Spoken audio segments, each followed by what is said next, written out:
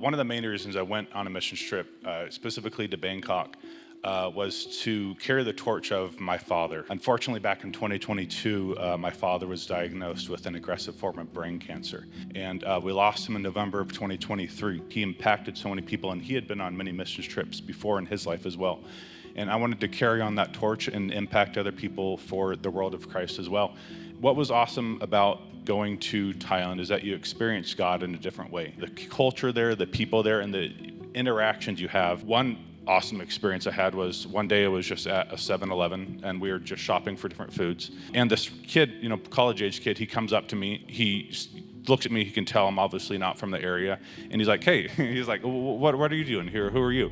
We started talking. He's like, oh, wow, I've never been to the United States and everything. We started having a really great conversation. We had this night where we hosted college students. We did a game night. We built everything from the ground up so we could witness to them. And I invited them to that. And now, unfortunately, he didn't end up showing up. But one thing that I believe is that God plants seeds. You don't know if that was the first seed or maybe one of the final seeds to where he could eventually come to Christ or impact others. But it's just inspiring to see what God is doing behind the doors, and you don't really know what the full plan is until we get to the other side of eternity. I did not want to go on this trip at all. Paul asked me twice if I would go, and I said, absolutely not. And he kind of smiled at me like he does, almost like he knew that I had been asking the Lord for opportunities to push back darkness. And I was listening to Paul describe this trip, and he was saying, we're not going to be doing things. It's not a doing trip. We're going to be prayer walking and pushing back darkness. And I was like, oh. And Spirit just kind of tapped me on the shoulder, and he was like, hey, you've been asking for opportunities, and I'm giving you one. Are you going to keep saying no, or are you going to take it? And we hosted this game night. But we put on Instagram, hey, we are hosting game night. We brought American candy. We'd love for you to come. 50 people showed up. 50.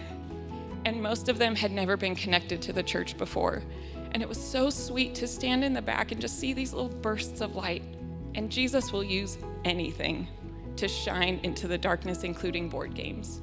And it can also be as simple as going to the darkest, most popular street in Bangkok and asking a girl, what's your name? Do you have kids? What are their names? What do they like to do?